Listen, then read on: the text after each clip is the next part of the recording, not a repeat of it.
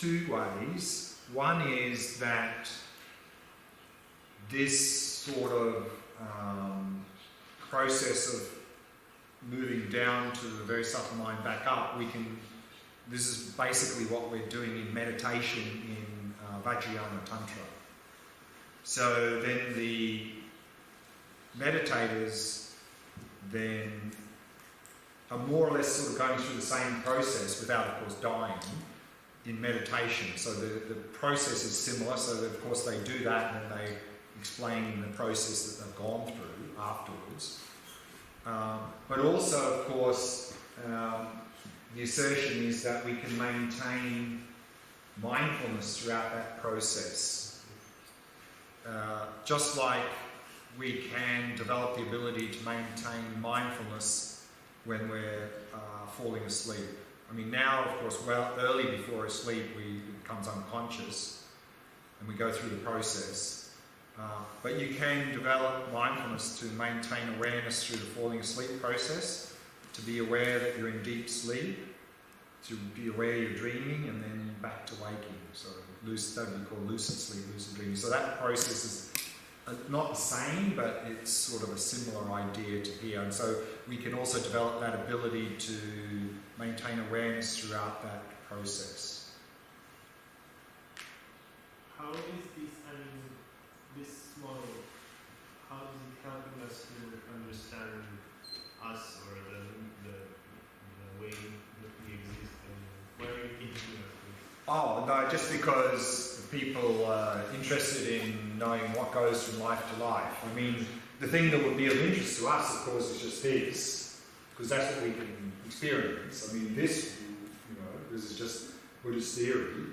But basically, even in this life, there seems to be a me going through this life, the same me, I mean, the body and the mind are changing, but it seems to be the same me. We say, when I was 10 years old. Well, is that the same me? Seems like there seems to be a sort of a me with a changing body and mind, the same me going through this life. But is that the case? I mean, what we see here is that there is no such me. The only me is the one that in any given moment is labelled on the basis of the body and the mind that is present.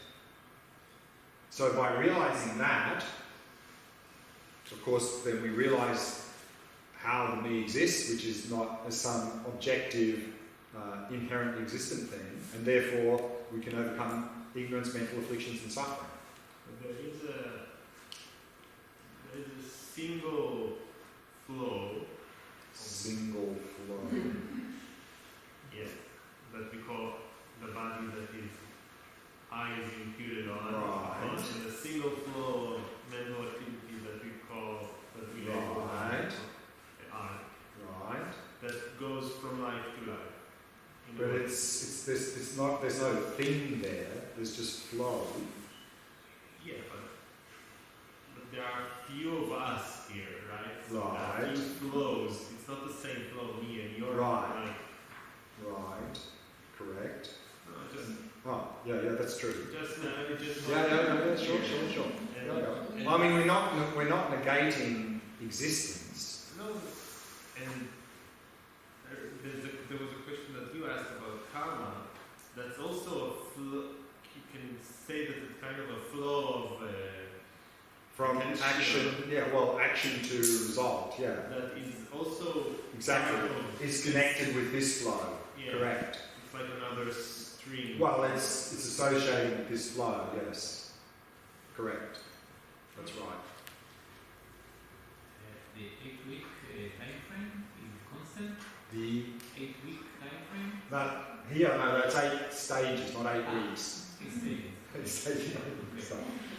In fact, how long this takes, I'm not really seeing any definitive descriptions on that. I think it can be quite short or quite long. Particularly these stages here is very variable. I mean, if someone's sort of having a slow terminal illness, I mean, you might be going through these stages for days or weeks. I think here, though, it happens pretty quickly. Once you get to there, I think this happens pretty quickly, and then you move into this period. How long this is, in the Tibetan Buddhist tradition, they say this is a maximum of 49 days, but again, how long it really is I think, quite variable.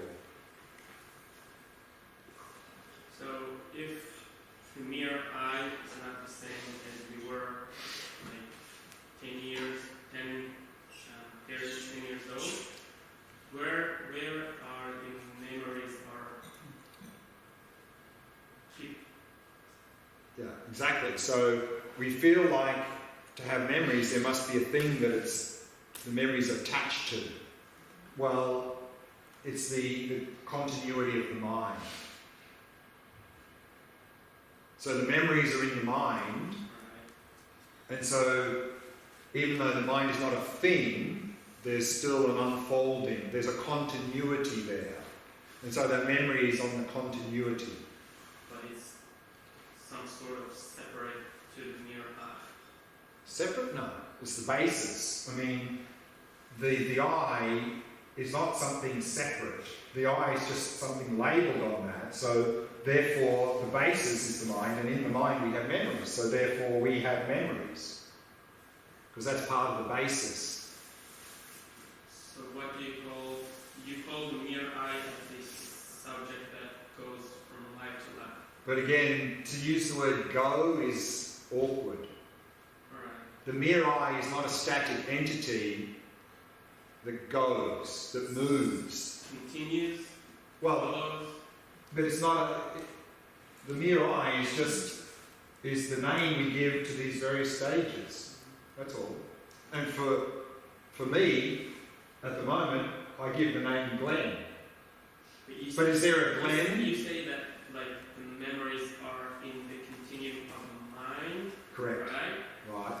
But it's not the mind that continues over to the next life.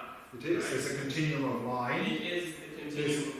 Yeah. I mean, the level of mind adjusts. I mean, even in daily life, in one day, our mind goes from coarse to more subtle. I mean, the mind of deep sleep is a deeper level of mind than dreaming, and so it's already in a day it's going like this, and so that's all it's doing here. It's going like this.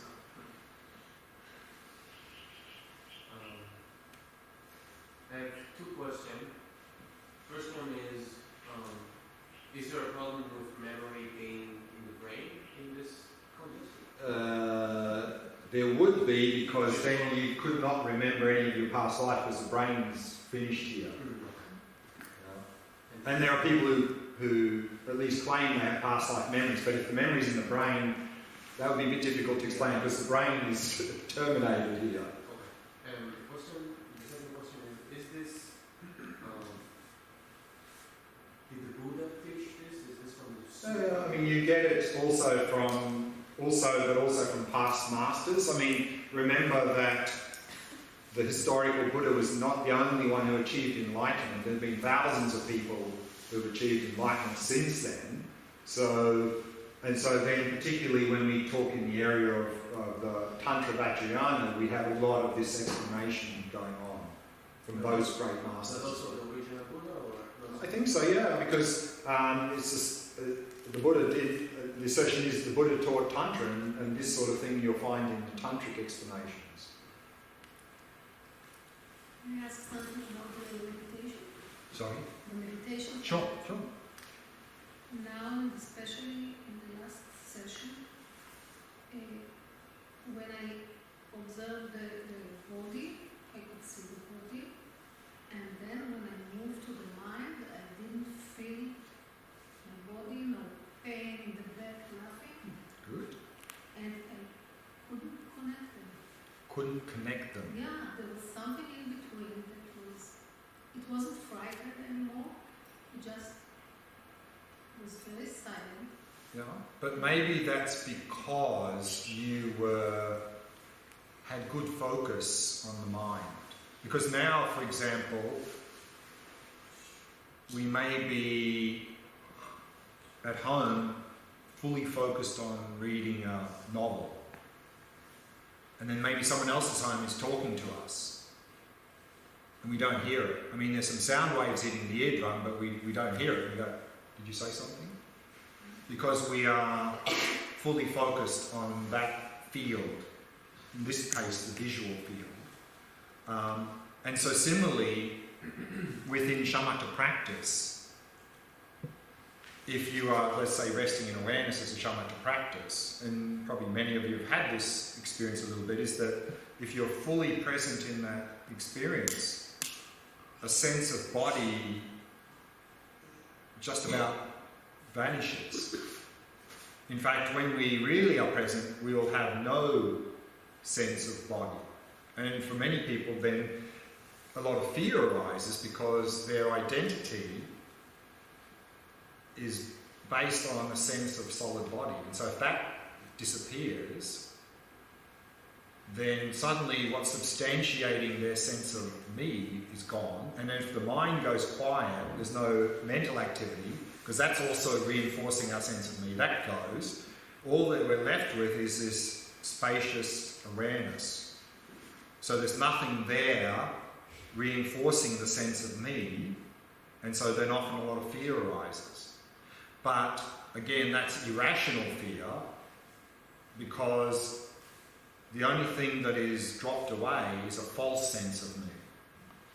And if we understand that, then we can even, with that resting in awareness, we can even come to an insight by realizing there is no independent me or independent mind or whatever because of that, if we are intuitive and understand what that experience means. But if we don't, then often just fear arises.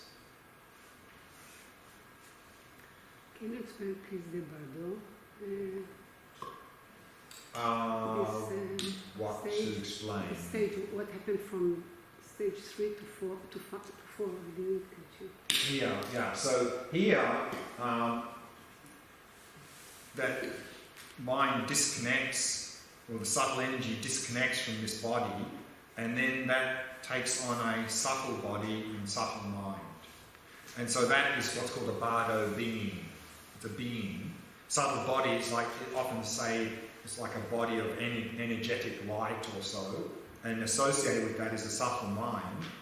And so it's said that because it's a subtle mind, it's more powerful. So it's said that once we enter that state, we have a lot of mental ability, including seeing where we were just before, to the point where, and sometimes it's said that when we enter this state, we don't realise that we're in the bardo, we don't realise we've actually died, and so we are present where we were before, and we see everything and everyone, and we wonder why they're not talking to us. Because we think we're still alive, because we see everything like it was. And then it suddenly dawns on us that, oh, actually, I'm in the bardo. I've moved on. No one can see me. The people that come back from the bardo to life? No. From the bardo, I don't think so. I mean, there, of course, is what's called near-death experiences, but I think once you're in the bardo, I don't know, but I've never heard of jumping back. But certainly, and we have that near-death experiences that we've gone past here because the heart has stopped, brain activity stopped, and then we come back to life. But from the bardo, I've not heard about that. So, yeah. And so then we, in that period, until we find some conditions to satisfy where we're going to end up in the next life, and that's a whole story about the process there. But it's a bit beyond what we're doing at the moment. Coming back about the cat, Mm-hmm. you say obviously there is a cat, but if I look closer, I see that it's not a cat, it's just a flow Of atomic particles or whatever. Yeah, I just have to look closer. Well, with these eyes you can't. You'll need some instruments because your eyes are not not refined enough to see that level. I didn't know how to ask it. I don't know what question to ask, but this obvious thing, it's how can it help me? How can it help you? By understanding things do not exist objectively. And therefore, when we see something pleasant, instead of having craving and attachment, we'll just enjoy it. And instead, when we see something unpleasant, instead of having aversion, it won't create any difficulties for us. So we won't generate any mental afflictions. One example, maybe an example that might help. Well, actually, it's an analogy. So when this explanation of emptiness is given, of course, not so easy to understand, but many analogies are given to help us better understand what do we mean by emptiness. And the one analogy that I find particularly helpful is the analogy of a dream. Now when we're dreaming, in the dream there really seems to be an independent dream me and an independent objective dream world. And then when we encounter something pleasant in the dream, we often have craving and attachment. And if we encounter something unpleasant in the dream, we can have aversion, maybe fear, anxiety, and so forth. But if in the middle of the dream we suddenly realise we're dreaming, we become lucid, there'll still appear to be an independent dream me, there'll still appear to be an independent dream world there. But now because we're lucid, we'll directly realise those appearances are deceiving us. Therefore, while we're lucid, if something pleasant appears in the dream, it would become very difficult to have attachment to it. And if something unpleasant appears in the dream, it would become very difficult to have any aversion, fear, anxiety, because we'll see this as really a creation of the mind. There's nothing existing there objectively, independent of the mind. And we would also enjoy the dream a hell of a lot more. So this view of emptiness is saying that now we are asleep with ignorance. That in the waking world, there seems to be an independent me here and an independent objective world there. And therefore, when we see something pleasant, attachment, unpleasant, aversion, fear, anxiety, and so forth.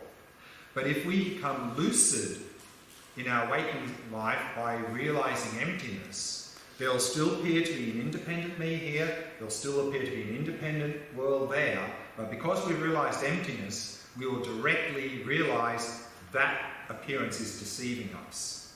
Which means then it would become very difficult to have any attachment to anything pleasant that comes up in our life. It would become very difficult to have any aversion, fear, anxiety for anything unpleasant that would come up in our life, and we would enjoy our life a hell of a lot more. So that's the analogy that I find quite helpful here. So what I was saying was that this idea of impermanence, flow, if we really, at the deepest level, appreciate what that means, it's really emptiness.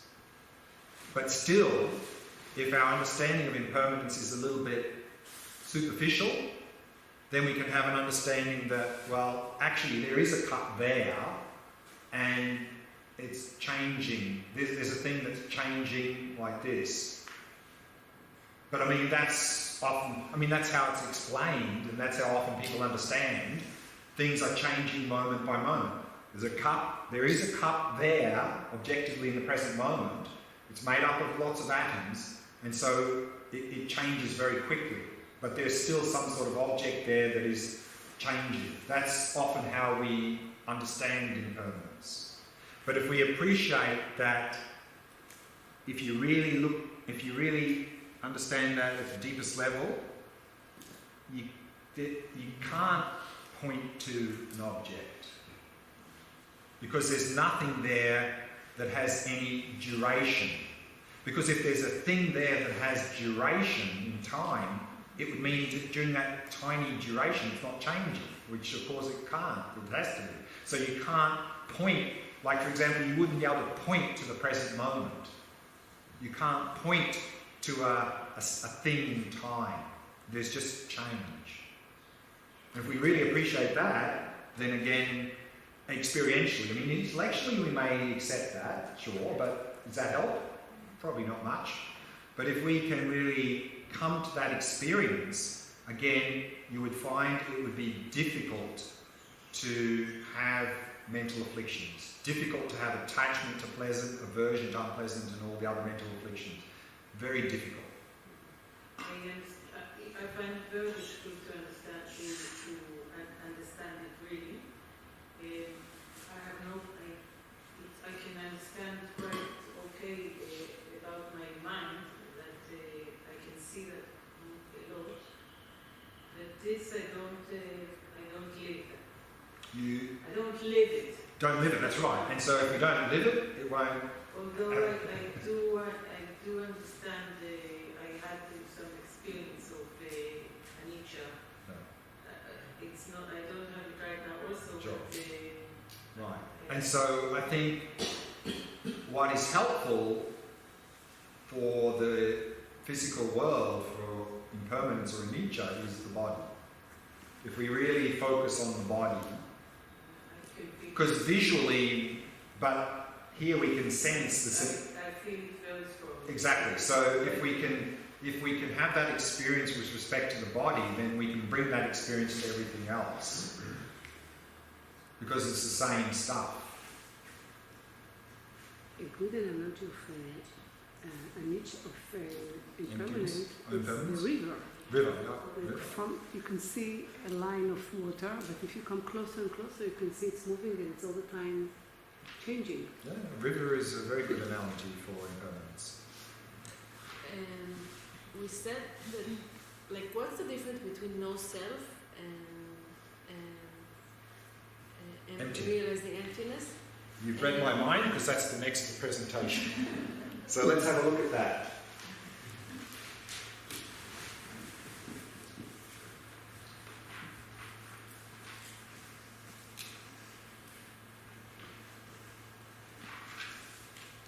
So we said that the Four Noble Truths teachings, which really are the foundation of the Theravada Buddhist traditions, that we talked about there the insights into impermanence, suffering, no self. And those teachings really form the basis of two philosophical systems that evolved in India. And actually you might like to have a look at a chart here that you have. It might help. The four Buddhist tenet systems.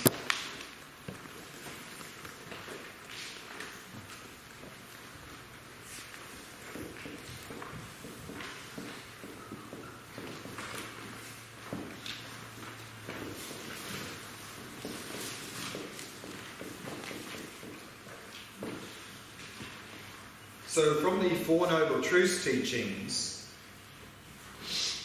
we have these two philosophical systems in ancient India evolving, Vipashyana and Sautrantika. And in both of those philosophical systems, of course, based in Four Noble Truths, the goal of the path is nirvana.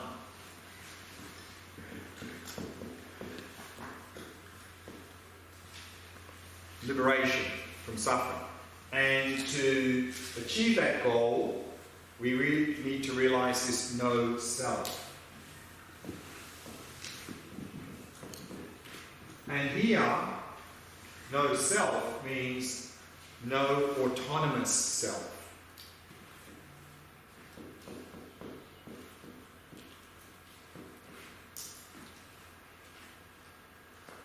Meaning there is no self that is more than just the body and the mind. The Perfection of Wisdom teachings, which are the basis of all these discussions on emptiness, from those teachings we have in order the fourth philosophical school being formed in India called the Madhyamika.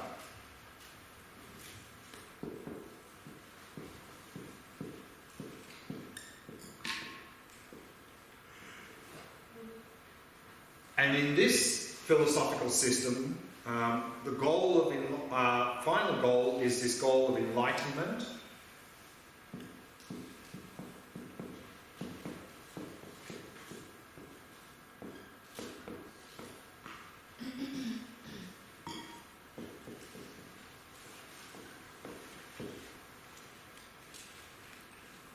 And to achieve enlightenment,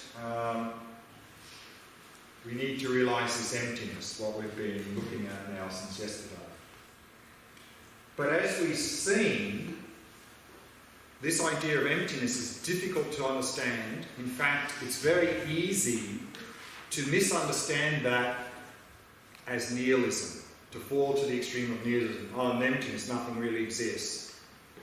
So to avoid that, we also have some teachings from the Buddha which forms the basis of the third school, which is called the Shamatha.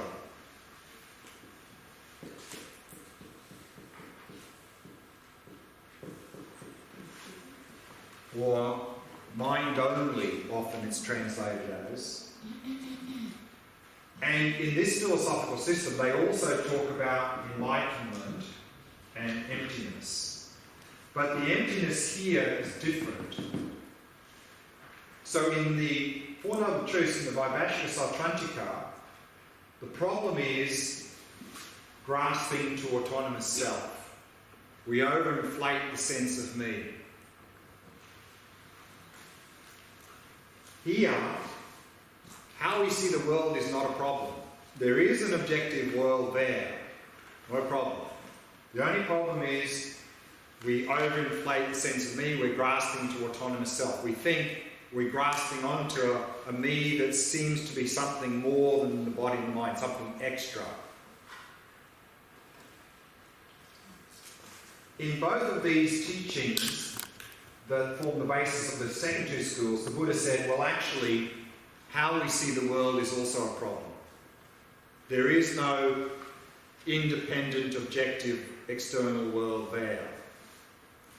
So these two say there is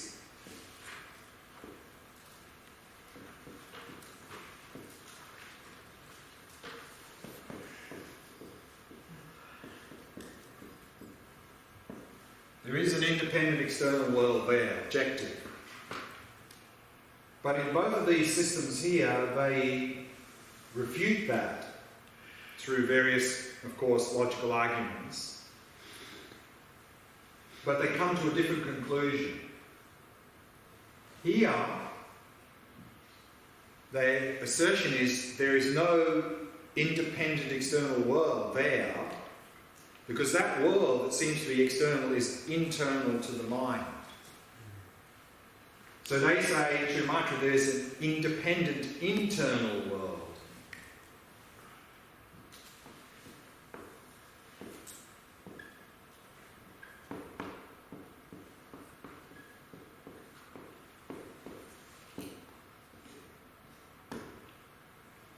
So their assertion is that there seems to be matter there, but if we look closely, there's no matter.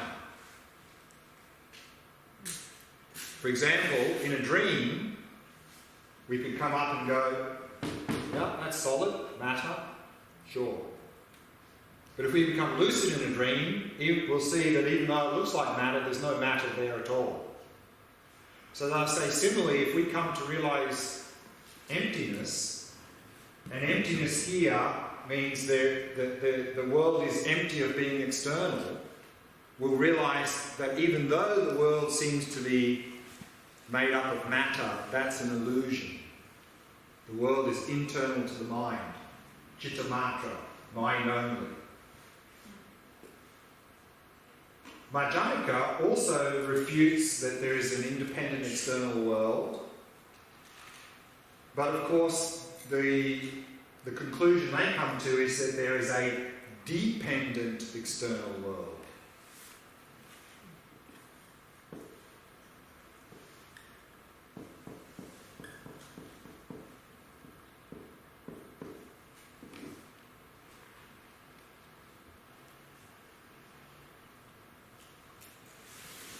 So then when it comes to this idea